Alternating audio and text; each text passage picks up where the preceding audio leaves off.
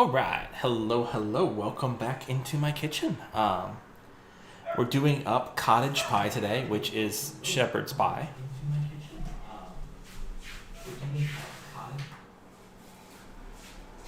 It helps if you mute your own studio checker. Like on the bright side, it means I know I'm live. So I would say not the most complex recipe ever. However, it is a little bit time consuming, and it's something that you can make 220 or 200 all at the same time, really. Your hardest part is how much potatoes you're willing to chop. So we're going to start here. I'm going to cut up some potatoes. You can see on my stove, I've got two pots. The one with a solid lid is full of water. The one with the clear lid is full of nothing. Let's wash up a few potatoes. I'm using red potatoes because I have red potatoes.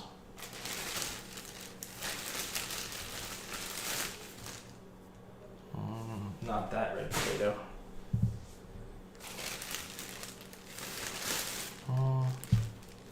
Not that one either. Okay, and a yellow potato. Okay, so gonna rinse these off. Just gonna roughly chop them and throw them in the water. Half of shepherd's pie is the topping, and that topping is mashed potatoes. So we're gonna make mashed potatoes. If you've never made mashed potatoes before, consider this your lesson.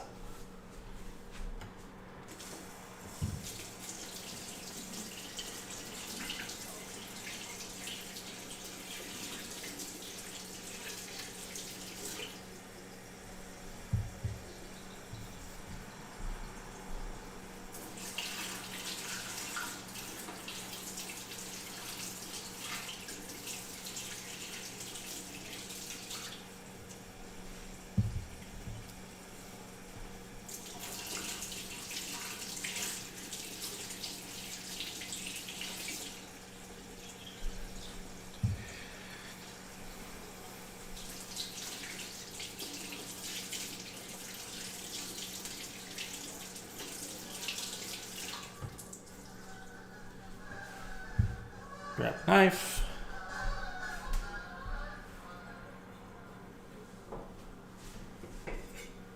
And I apologize if you can hear nature a little too well in my background. Basically, it's just the wrong temperature. So I can't leave the window shut. I can't turn the air conditioner on because it won't work right. So, window open it is.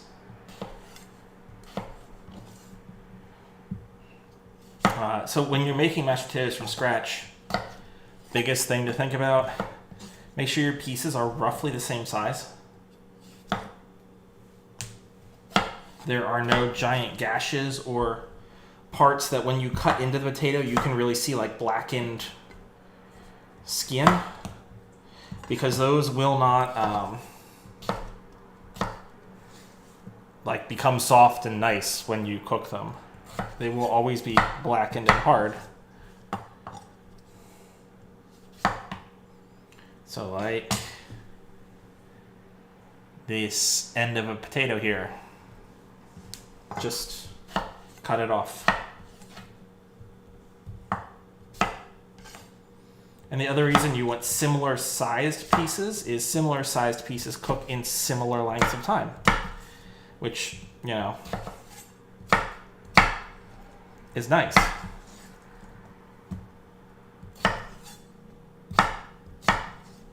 You can use older potatoes, as I'm obviously using here.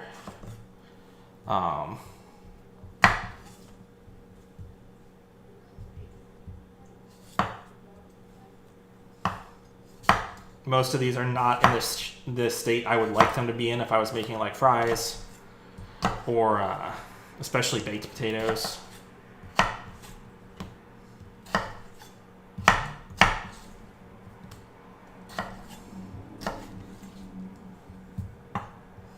And if you noticed, I'm making a lot of potatoes.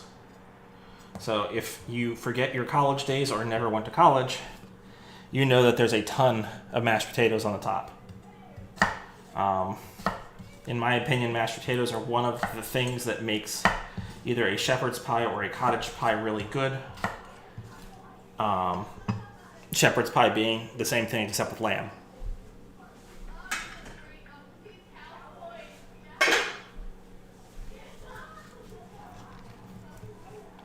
Throw some of these in.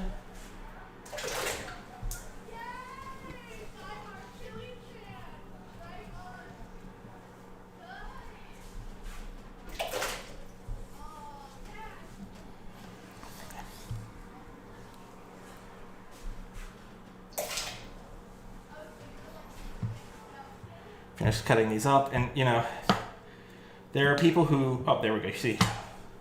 So when I talked about it, you see the little black spot that's under the skin here. I want to make sure I cut that out. It doesn't taste good. It doesn't become better tasting when you cook it.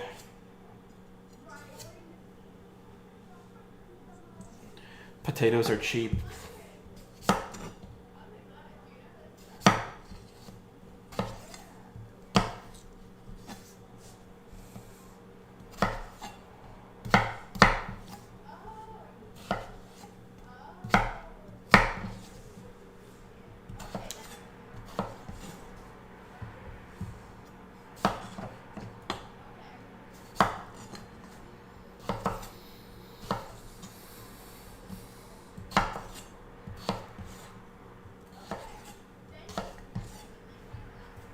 And our last potato here, at which point I will salt the water a little bit and turn the heat on.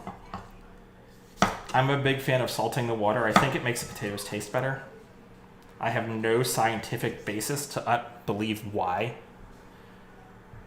but I think it does. Depending on how British you are, you wanted to peel these potatoes. If you can't tell from my accent, I'm not British.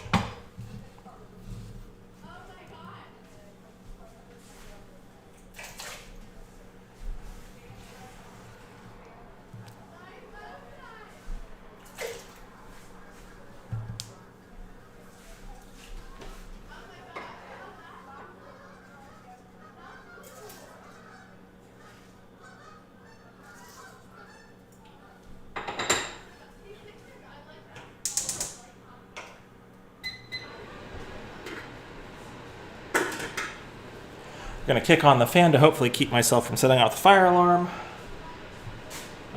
Those are going to cook between 20 and 25 minutes.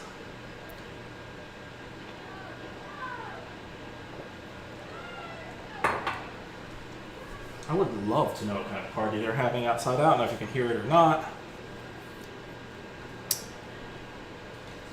So we've got a couple things we want to do here now. I'm going to grab a couple of onions, some carrots. We're going to dice them up real fine, toss them in our other pot and start cooking them. We don't want to really brown them too much, but we do want to get them nice and translucent, at which point we'll add ground beef.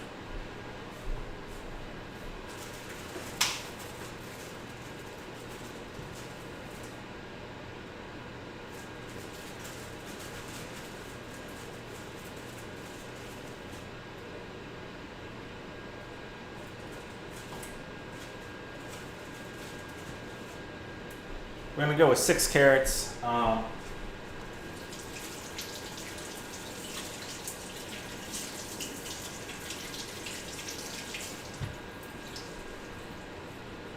Quickly rinse these off. We're going to peel them, and then we're going to finely dice them.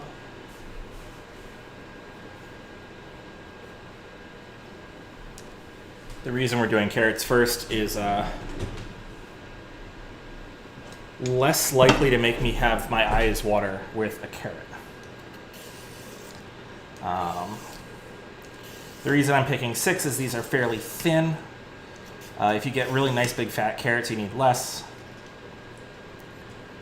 If for whatever reason you're shy a little bit on your ground beef, go a little heavy on the carrots and a little heavy on the onions, and no one will know. That's what every school does because they need to make a budget.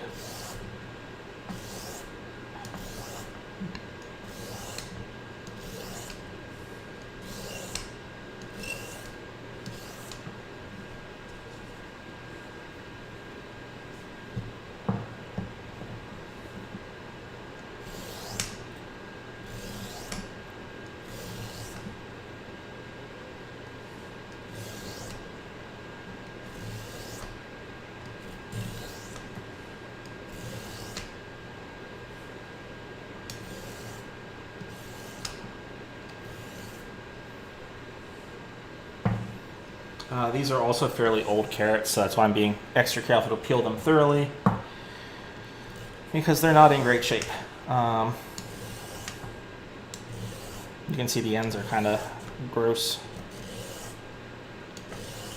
but that's why God invented a knife.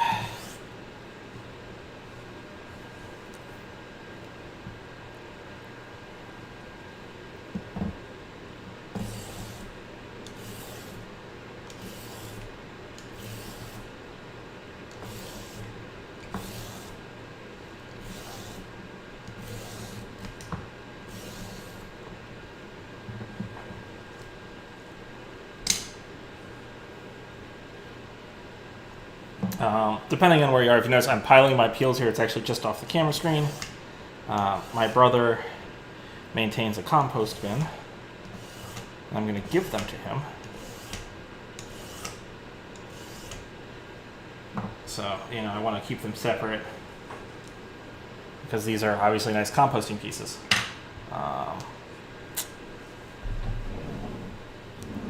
Quickly get the garbage off of my cutting board because I don't want that in the pot.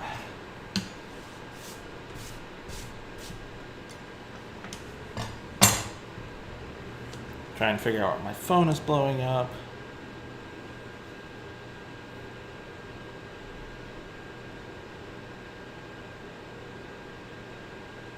Try and figure out why Kitty can't see the thing.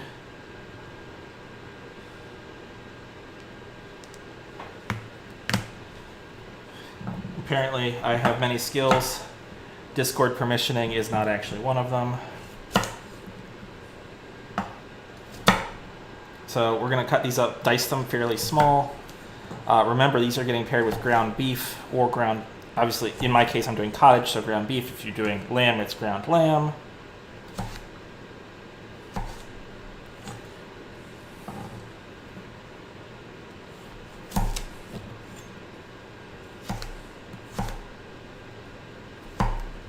Or I guess Shepard list pie if you were doing like lentils.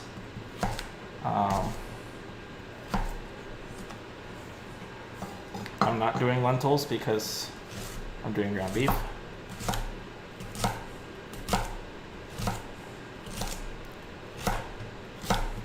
Now these are not minced. These are what would be like a fine chop.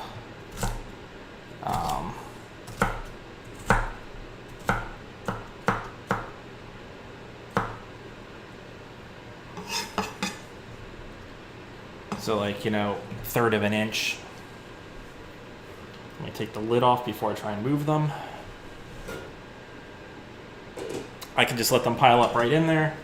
It's great.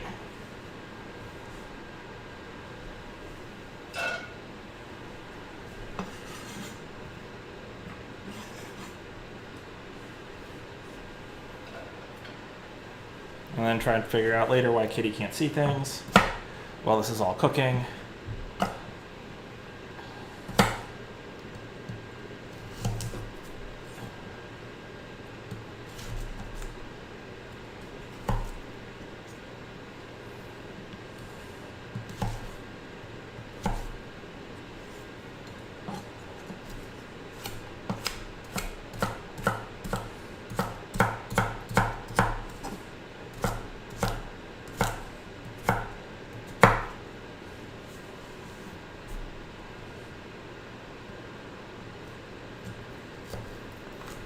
I did a little work on my cutting board, and none of it, I must not have flattened it quite perfectly, or there's a cupping or something is going on. And I can now spin it around like a Lazy Susan, which is not really my goal here. I'm gonna have to buy one of those little things you put under rugs so they stop spinning.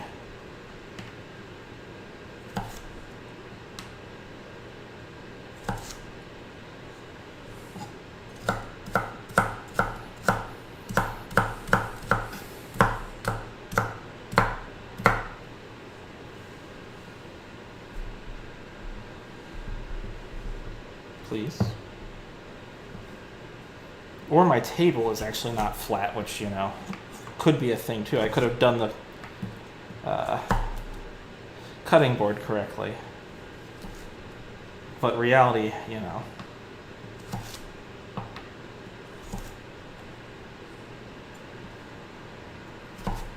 This being the finest in luxury apartments, nothing is quite right.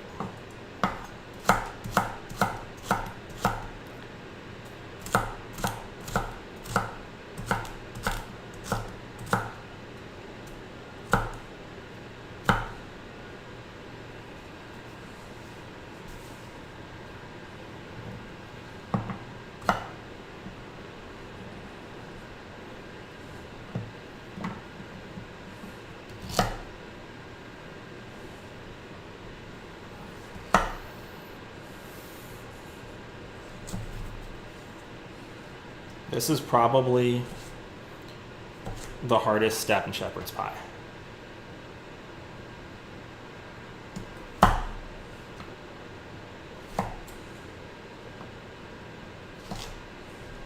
Like, legitimately.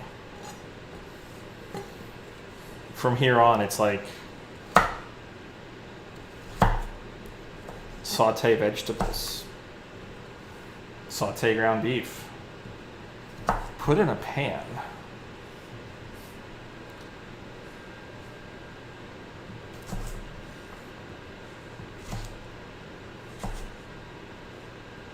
If you're really feeling it, you know, you get yourself to pretend you're one of the little lunch ladies from your school cafeteria.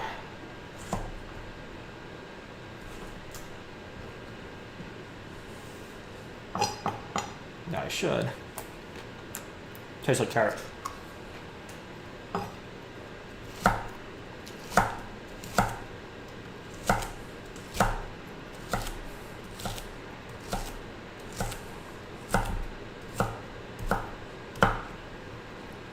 Important thing to remember when you're doing this is never be perfect, because you want people to think you home cooked. And if you're perfect, people, well,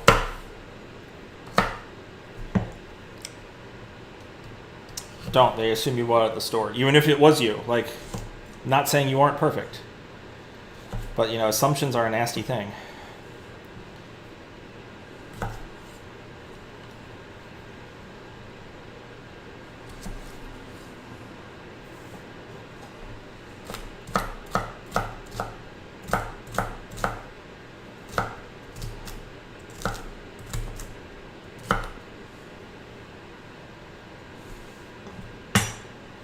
This is also the part that makes it healthy. You see, you could add peas at the end, but I hate peas. I will, in fact, never give peas a chance.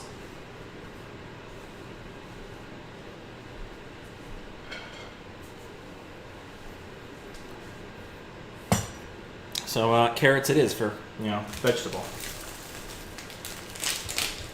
We're going to add a pair of sweet onions, and we're going to try and dice them up about the same size. As opposed to carrots, onions can be just a pinch larger, and they can be a pinch larger because onions actually shrink when you cook them. Whereas carrots do not.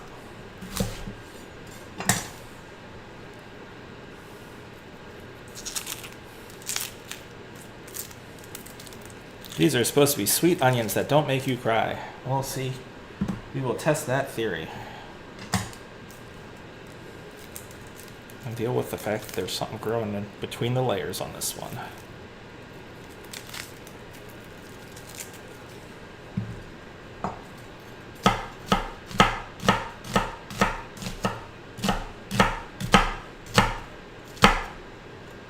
Get back in there. Don't you dare.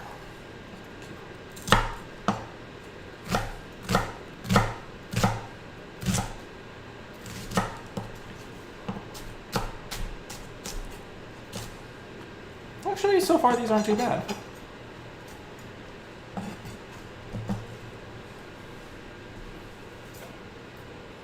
I should use, you know, a proper board scraper, but I have a chef's knife. It works. I haven't cut my hand too badly yet.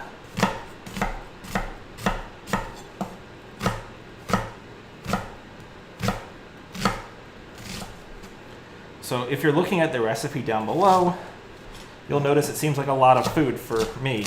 And that's because it is. This recipe makes enough for 8-person meals.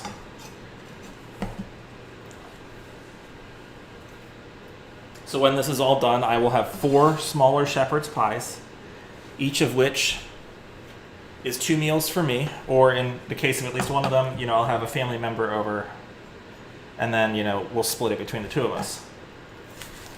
That's why there's also a step 9A and 9B, because it depends on what you're doing with these as to what your final cooking instructions are. I'll be using a combination of both. One will be going in the oven at the end of the stream. 2 or 3 will be going in the freezer, and one of them, I'm not sure, it might go in the freezer, it might go in the fridge. So I haven't decided if I'm going to cook it this week or like a future week. If it's this week, I'll just keep it in the fridge. But that's why I said you can make as much of these as you want, basically. You're limited by your freezer space. I could quintuple this recipe and make 20 containers of shepherd's pie at a time.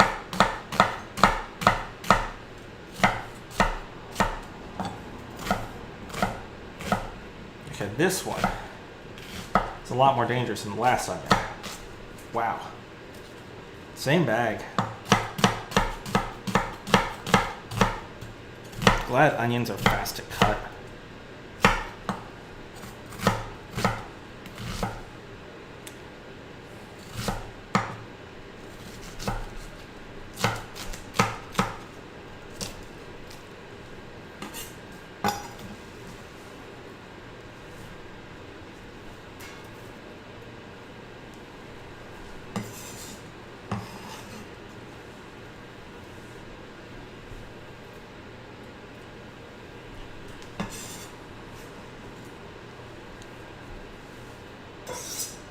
Okay, I'm going to actually wash my hands, switch the camera, and we're going to start talking over there because I have basically done all of the cutting up I need to do between now and the end.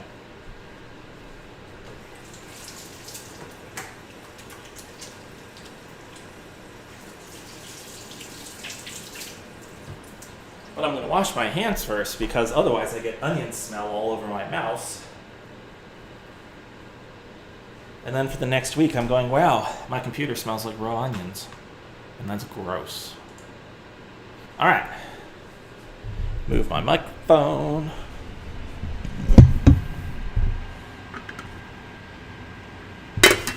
Our potatoes are getting there. Going to find there it is, the butter. I'm going to throw in a very small amount, no more than a tablespoon of butter. After this step, we're going to actually... Come on.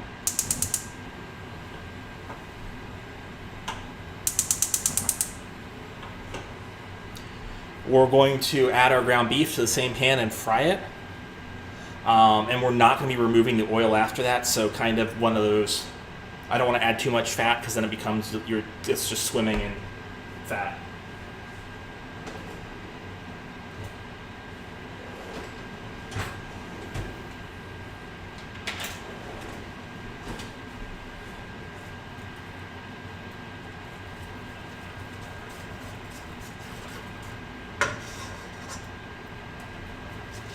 Spread the butter on the bottom of the pan. You could use oil if you wanted to use oil. I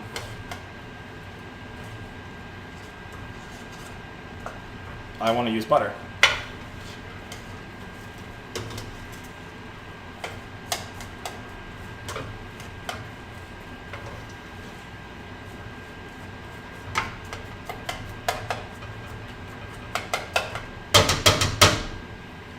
And this is going to go for about 10 minutes. We want to get the onions nice and translucent.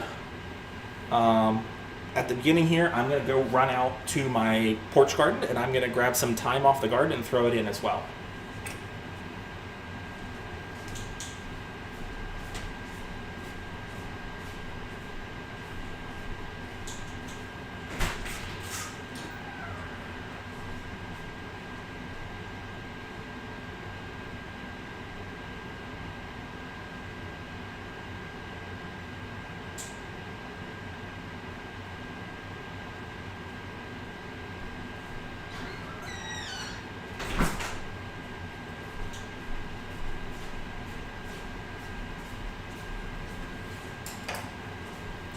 So in the recipe below, I call for a teaspoon.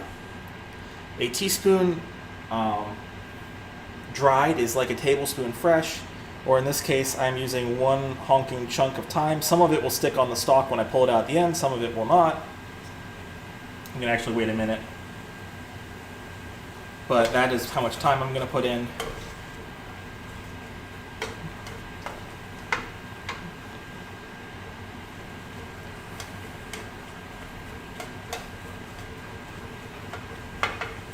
Your onions are going to turn orange.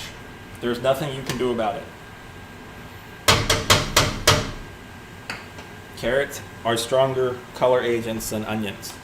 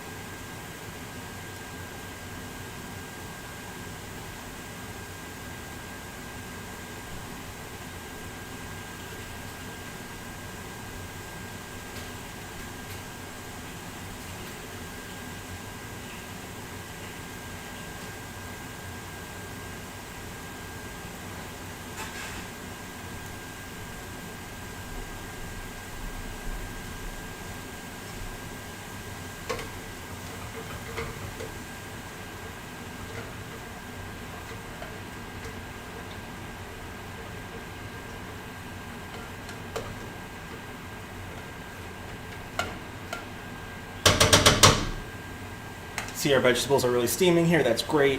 Get rid of some of their liquid. As time moves on and we add other liquids back into the pan here, by having them give off some of the water, that results in them having the ability to really soak in some of the flavors as they re-expand.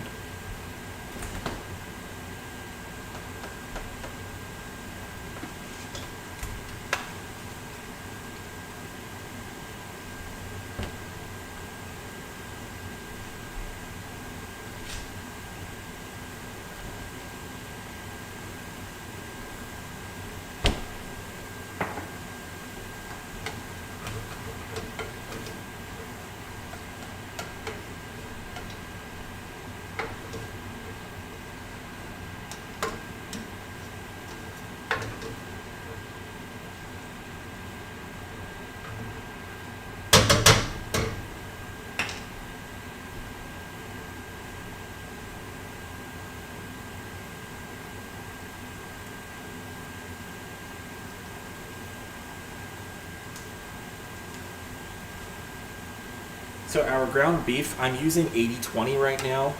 You don't want to go below 80-20, and because I'm using 80-20, I was really careful with how much fat I put in the pan to start. I would have preferred 85-15, but c'est la vie. I'm throwing some jarred garlic in. This is one of the situations I actually prefer jarred garlic. It's a lot finer mince than I do on my own.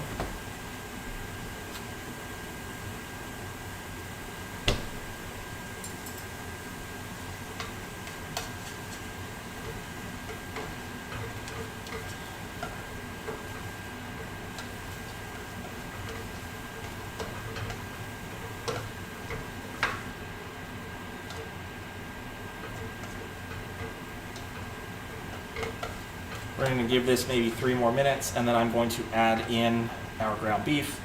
Our onions are starting to turn translucent. 3 minutes is enough time that our garlic's really going to start to cook. And then once our ground beef starts to break down, I'm going to throw in the chunk of thyme.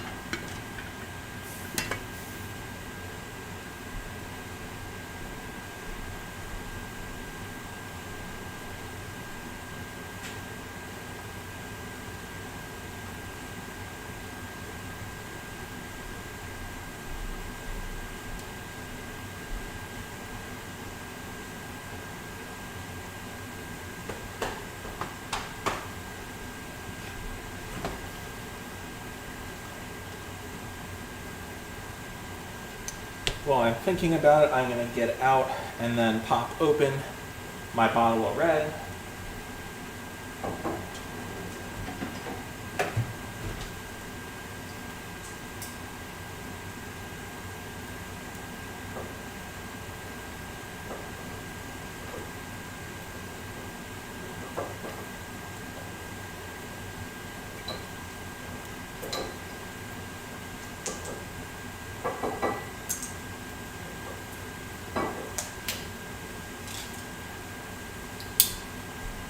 Because, you know, I might not need the red wine for 15 minutes in the recipe, but I need it in my stomach, like, sooner than that.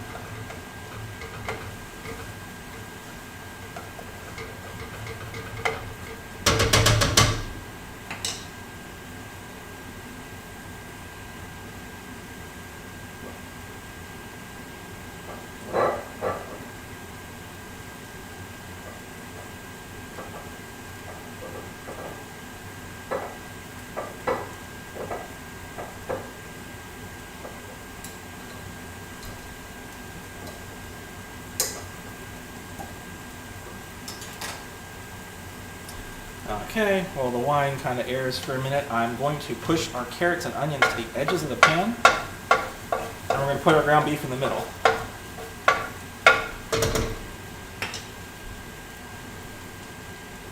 As I said before, 80-20.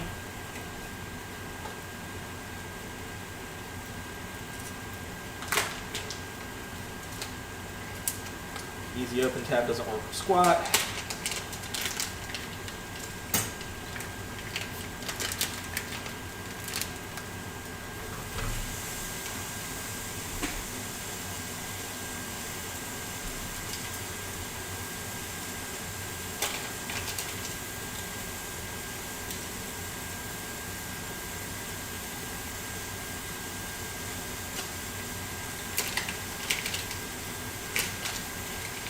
Wow, these actually have like security things on them. I guess people steal ground beef now?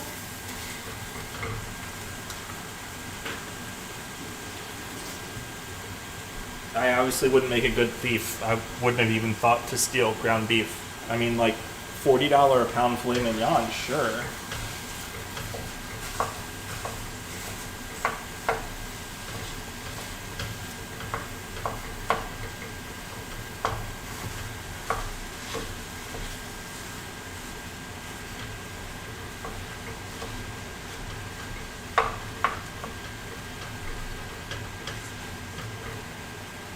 But not ground beef.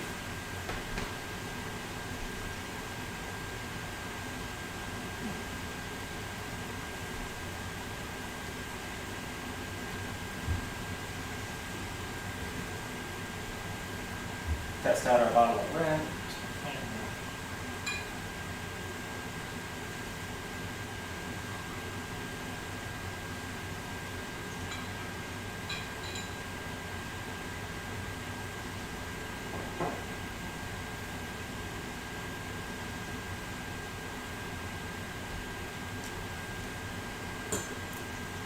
Yep, bottle of red tastes like wine.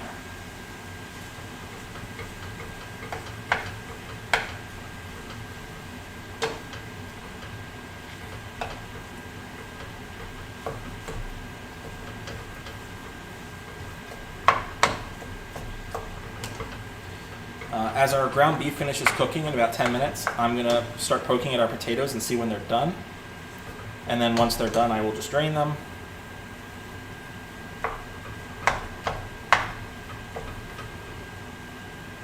But like, this is the most be patient part. Water's boiling.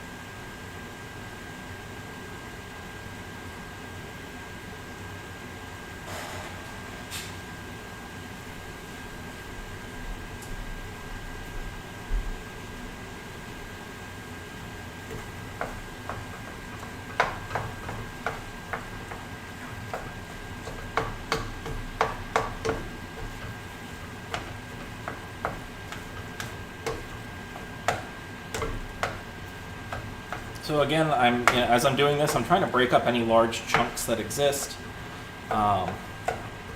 Shepherd's pie isn't something you pick up and have huge chunks of ground beef. It's kind of a, pie filling mash at the bottom.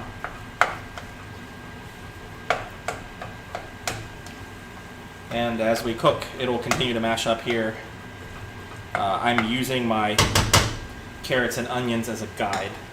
So carrots and onion size pieces is what I'm kind of looking for.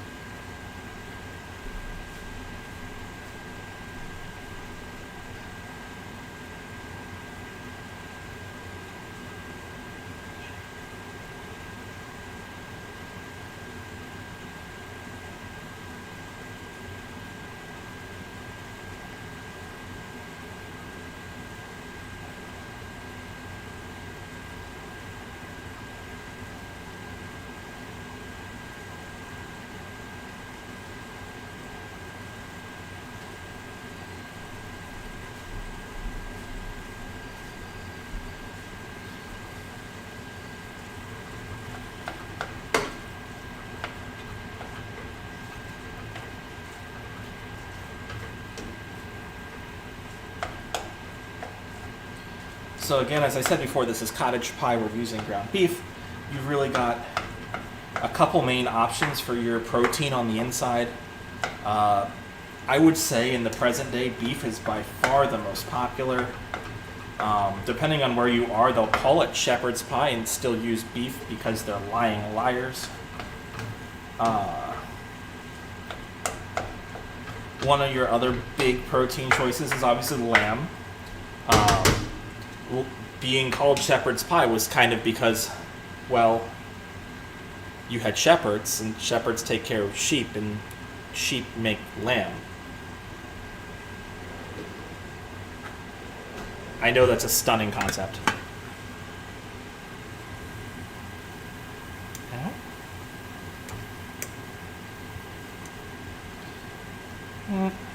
Nope, not done yet.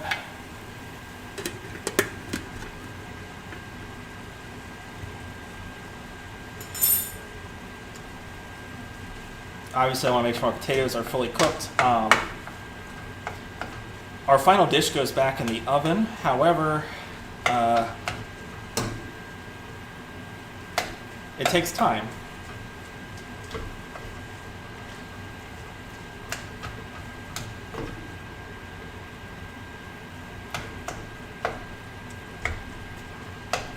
And it's a lot easier to mash your vegetables mash your potatoes if they're actually fully cooked.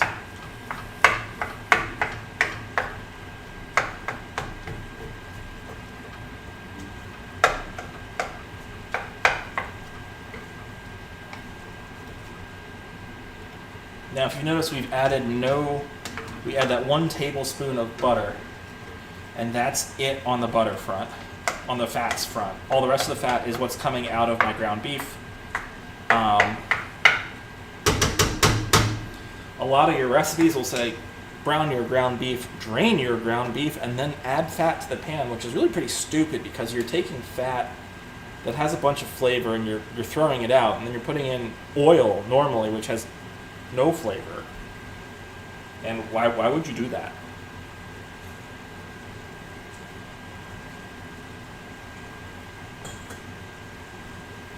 But, I mean, I guess this is British cuisine. Sometimes that is what it is.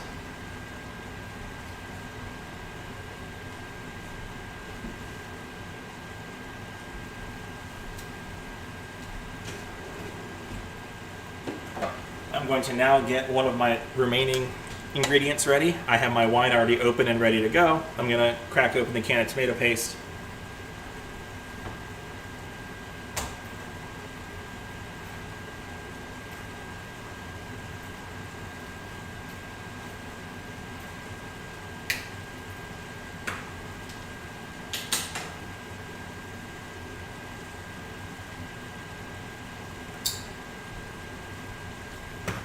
Oh, what I was talking about before, your third protein choice is lentils and mushrooms.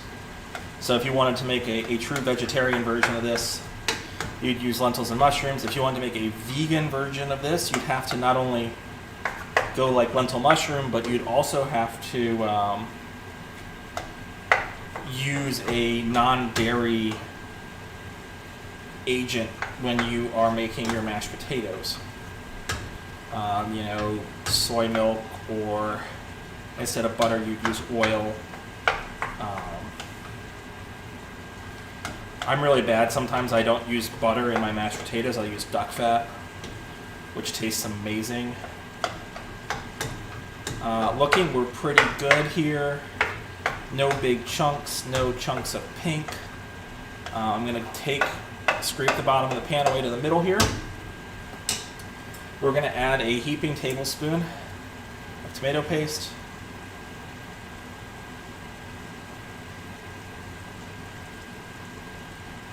Which I'm using a regular kitchen spoon for because I'm not measuring it exactly. Blend that in with our fat. There's both fat and water in the bottom of the pan, which is fine. We're going to blend that together. It's going to cook for just 30 seconds or so. It's going to start getting much darker. If you notice, I'm doing this just in the middle. I mean, some stuff is getting in, but I'm trying to keep it in the middle of the pan here.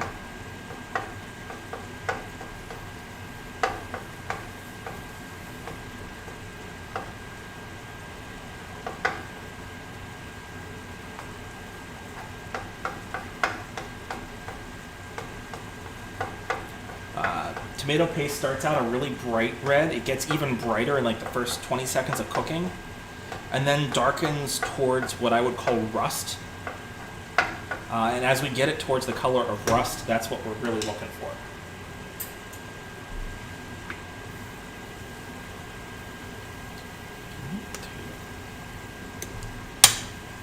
Potatoes are almost ready. That's great. We're almost to the simmer point here. Our tomato paste is getting darker. That's great. Give this a couple more seconds, and then we will just stir it all in. We're going to add some red wine. Give that 60 seconds, and then we're going to throw in a bunch of flour. Now, if you've made a classic roux, butter and flour combine to make the roux base, which you then add liquid to. We've got beef fat, and we're going to add flour to make a roux base, and then we're going to add beef stock. Obviously, if you were doing this with lentils and mushrooms, you should use a vegetable stock and some type of non-animal oil. Your choice. Color's gotten a lot darker. That's great. That's what I'm looking for. We're going to then just kind of spread this out.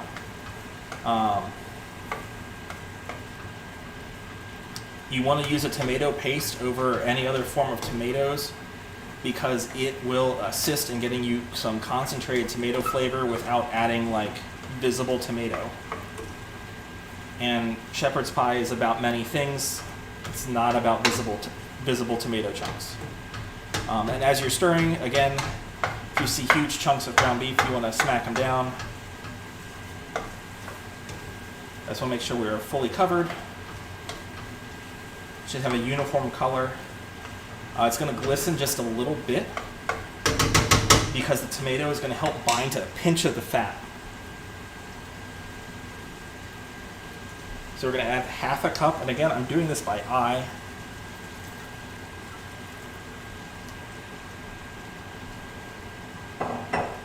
Of a good red wine. If you notice I'm drinking this red wine, that's important. I always recommend you only cook with stuff you would otherwise eat. Like, don't cook with things that you would never put in your mouth without it being inside a recipe. Or I should say inside this recipe. So wine, use good wine. You know, don't buy the cheapest tomatoes, don't buy the cheapest anything. I don't recommend mystery pink slime.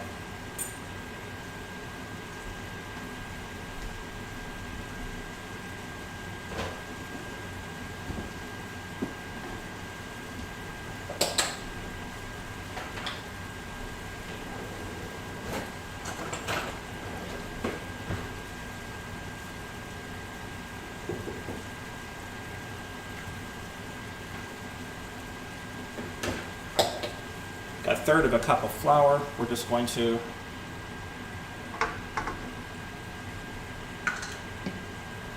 spread around.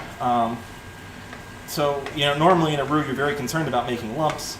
On the bright side, you're making a dish right now that is just a pile of little lumps. So, like, no one's gonna know.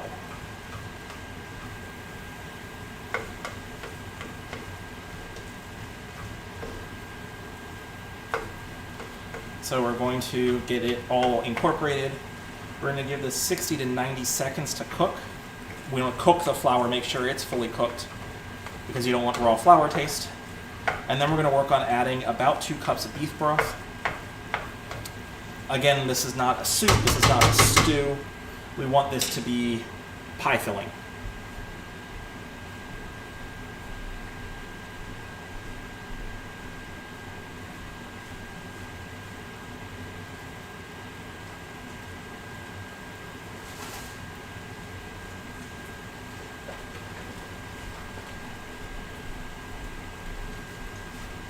And as I said before, I'm using beef stock because I have it. There's nothing like, you're not going to die if you use chicken stock. I think beef stock just adds a little richer flavor. And you're going with big, bold, rich options on this dish. There's no like dainty food here. This is working class dinner. I'm going to do my 2 cups by eye because I hate measuring things. And more importantly, I hate washing dishes. So if I do this by eye, I don't have to wash a measuring cup. So I'm doing this chunk by chunk. I'm going to keep going. What I want to do after each one is stir it around, give it 20-30 seconds to absorb. And what we're watching for is, well, pie filling. If you've ever had chicken pot pie, if you've never had shepherd's pie and you've had chicken pot pie, we're looking for a very similar consistency and texture. We don't want this to become glue. Right now, as you can see, it's kind of like gluey.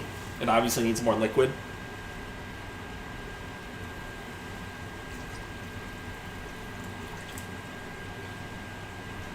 And flour does continue to thicken for a number of minutes once it's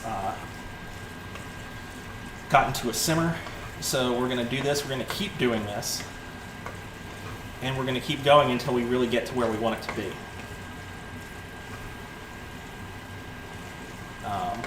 On the bright side, you really can't go over the top here. If you add a little too much liquid, you can just let it simmer for an extra minute.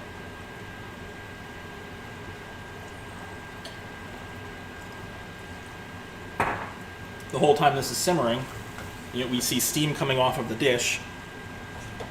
That steam is water.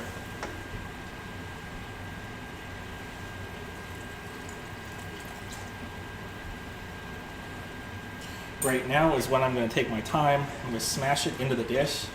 It's going to cook for these 5 or 10 minutes. Some of the leaves are going to come off here. Some of them are not. And then as I ladle this into its final pan, I'm going to take that big sprig and take it back out, and whatever leaves are still on it will go in the trash can. If you have dried thyme, it's just a teaspoon.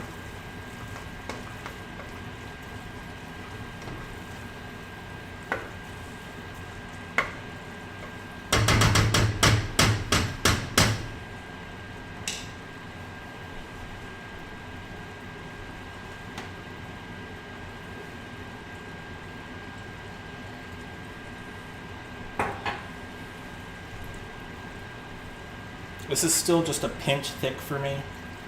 I'm going to add maybe another half cup.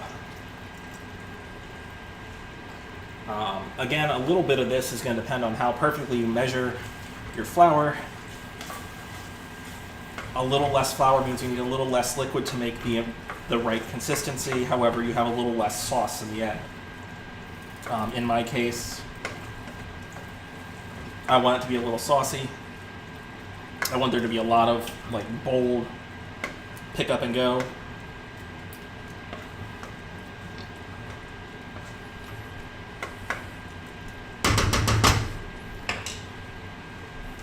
Gonna add a pinch more. This is right where I want it, so I'm gonna add just a little more.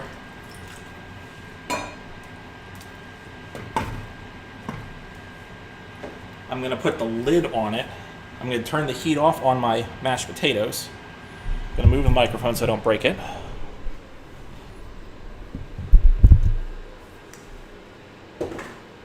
Clean up my counter here, and then I'm gonna work on making our mashed potatoes on the counter.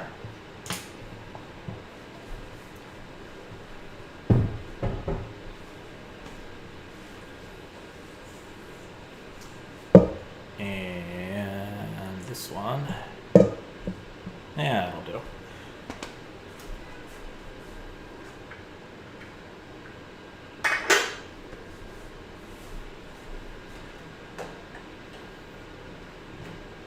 I do have an advantage for my potatoes when I pull them out here. This is a colander pot designed for pasta.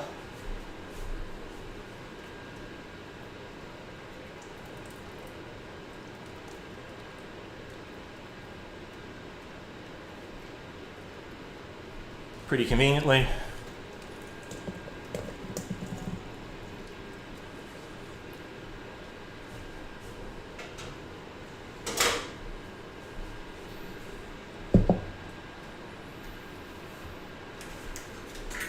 It works well for potatoes too. So we're gonna smack in first a nice fat stack of butter.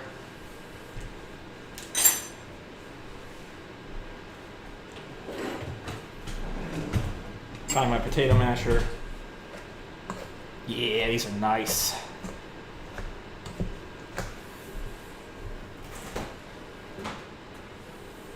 Let me push this forward so you guys can see it. I'm using half and half as my liquid.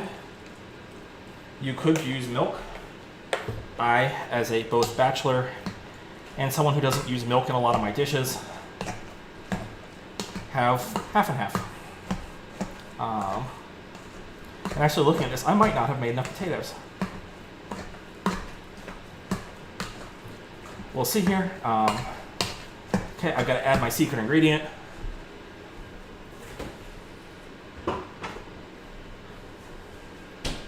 There's one ingredient that makes mashed potatoes amazing. My lid has stuck on it. It is fresh horseradish.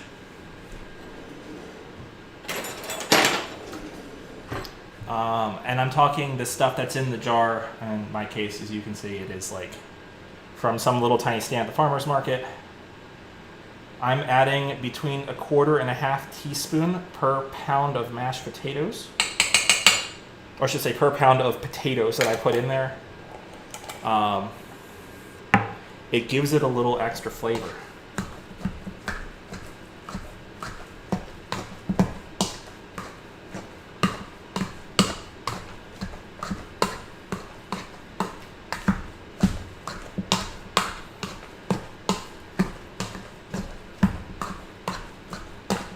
Okay, those look perfect. I didn't add any salt, but that's because I added salt to the potatoes when they were in the water. I found it gives a better consistency. I'm going to put a pinch of extra half and half in. I'm going to make these just a little thinner than I would normally have potatoes on the table.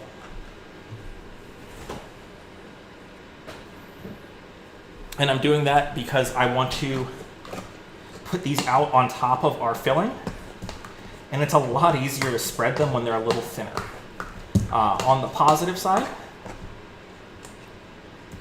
as we do this, as we spread them out and then we bake them, they will pop back up to the proper full thickness.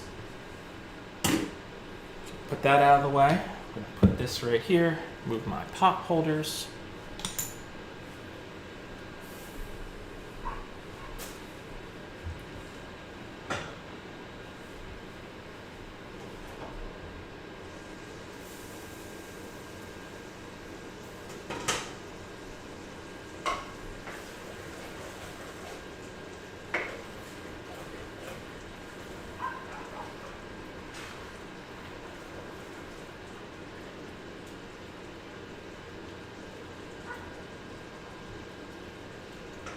I'm going to put this in the bowl here just so I can bring it over and you can see it.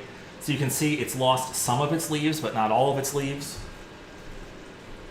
That's okay. That's why I put a lot more in than I think I need, because I know I'm going to get rid of some of it.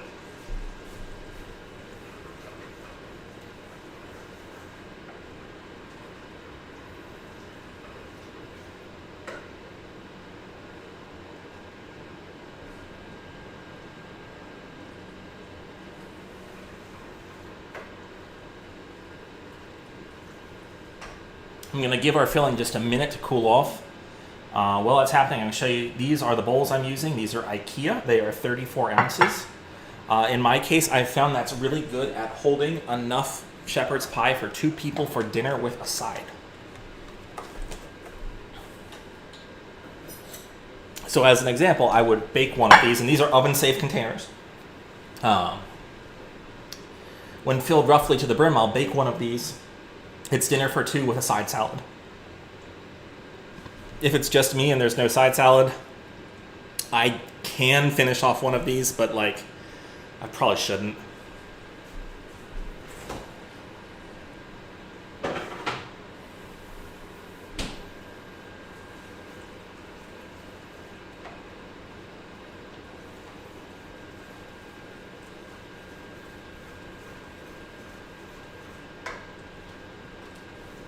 And while I'm giving this a minute to cool off, I'm going to move these all the way out of the way. I'm going to get my 4 bowls out. They're identical.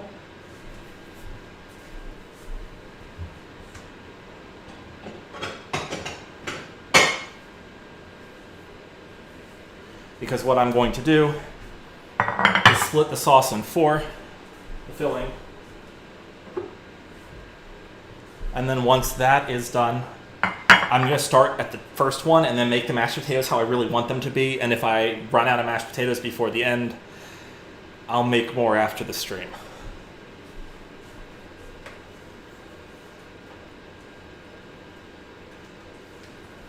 And at the same time, I'm preheating my oven to 350 because one of these is going to be my dinner. So for the one that's my dinner, I'm going to put it right away into the oven at 350 for 15-20 minutes. The goal here is just to kind of brown the top. If you've had shepherd's pie, you know at least in my opinion, that little bit of crispy mashed potato from the fork ridges is like the most important part.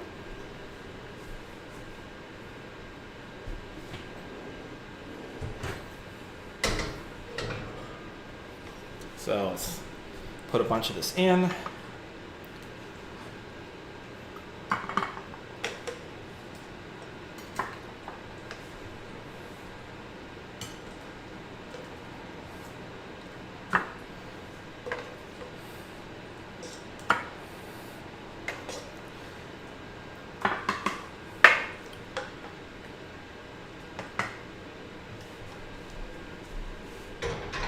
I'm going to do this in 2 rounds because that pan's really heavy. Need some fortifying wine.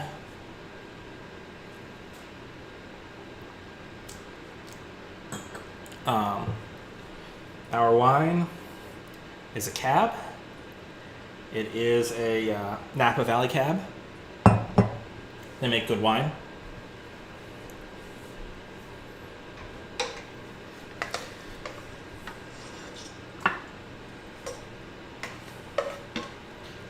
And I'm just trying to make these fairly even. I'll look at them afterwards and figure out how even I was or wasn't, and either spoon it around or not.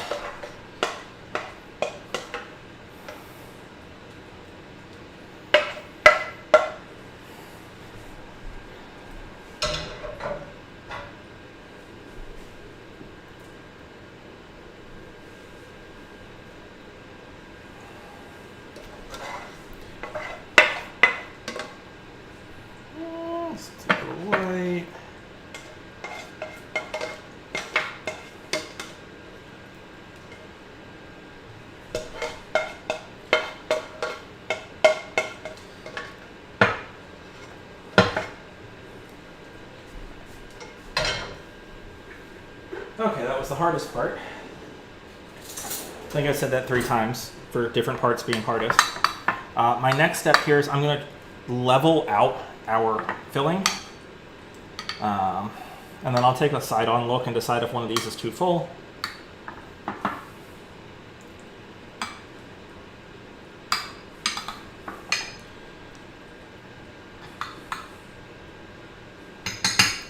So if you're a heathen and you like peas, this is where you add peas. You just like sprinkle them on top like little green balls of gross. I don't, so obviously I don't.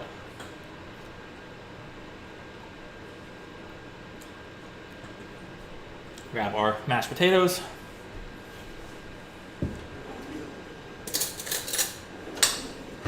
Yeah, these are nice and loose in terms of mashed potatoes. So I'm trying to grab fairly small spoonfuls. And I'm going to do up this first one and we're going to make it look really good. And then we'll see how far these mashed potatoes go. The reason I want this to be fairly small spoonfuls and not fairly deep chunks is I'm going to then smooth this out with a fork. And if the chunks are huge, I'm going to move this out of the way and up so you can see this. If the chunks are really huge, it doesn't turn out well.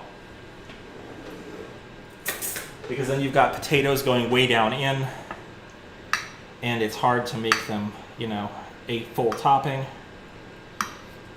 If you don't have enough here, you can't cover the whole thing, and that's bad.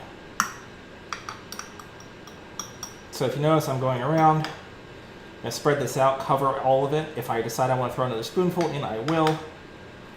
When I said earlier, make more potatoes than you think you need, I might need even more than I thought I might need. And I've made this before. So again, we want to have a full layer covering all of the top, and that's because it looks better. And then once I've gotten it all layered out and flat, I'm coming across all of it with the tines. And I come across only in one direction because I think it looks better. And I do this because those little ridges get crispy in the oven. And I think they're amazing. And some people disagree with me and they're wrong, but they're amazing. So like this one is now ready. I'm gonna just put it to the side.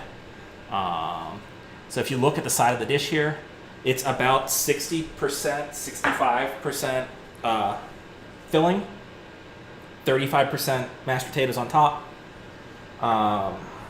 Obviously you do you if you want to adjust that ratio.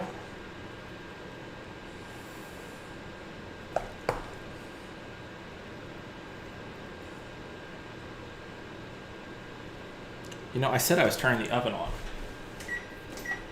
and I didn't turn the oven on.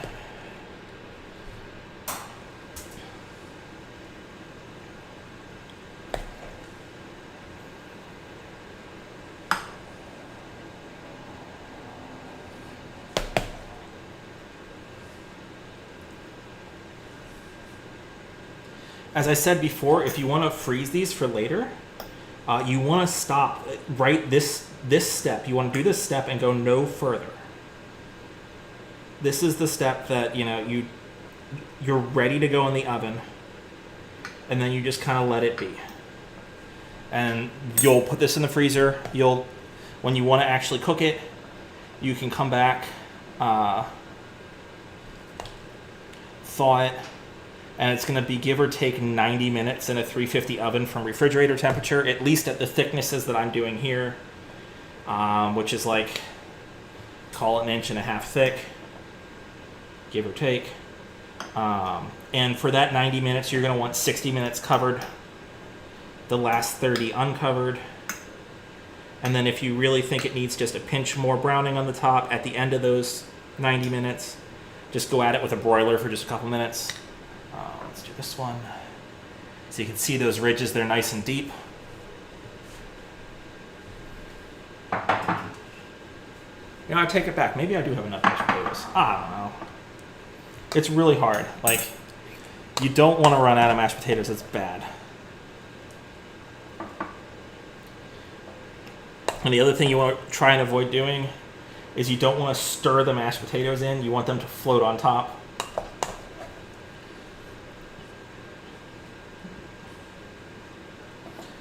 Because our filling has a lot of color in it, and mashed potatoes do not.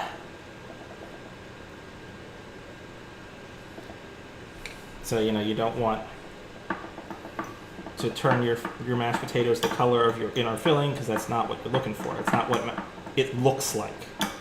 And I know I'm using the word looks with food.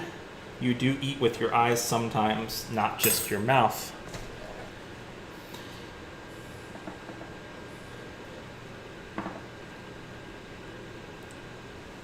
And you know what? I am going to have enough. That's good.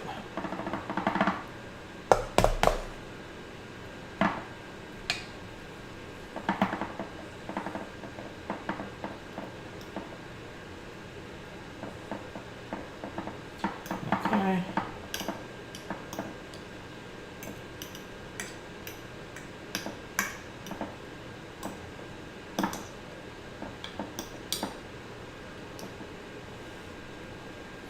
There's our third one. I can fit it up here. Tastes like filling. Very carefully trying to spread these out so that I don't have them all on top of each other, because silly me didn't think about the fact that my stovetop, which is where I would normally rest them, is like 400 degrees from boiling everything.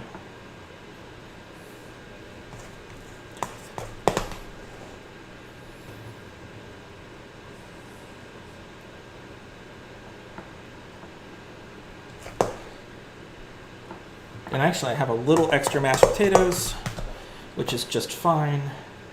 We'll see how much more I need to finish this off.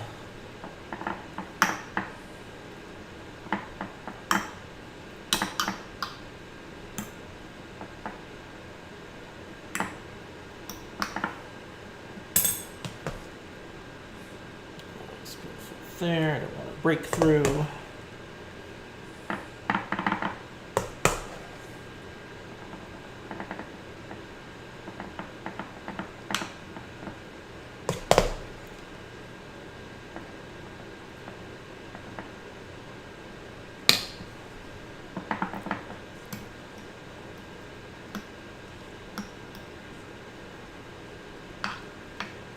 Okay, so we'll finish this one off, and I think that's probably where I'm going to leave you guys.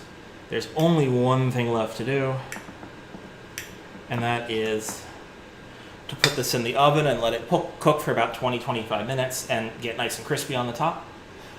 Y'all don't need to watch my empty screen for 25 minutes for that. At least I don't think you do.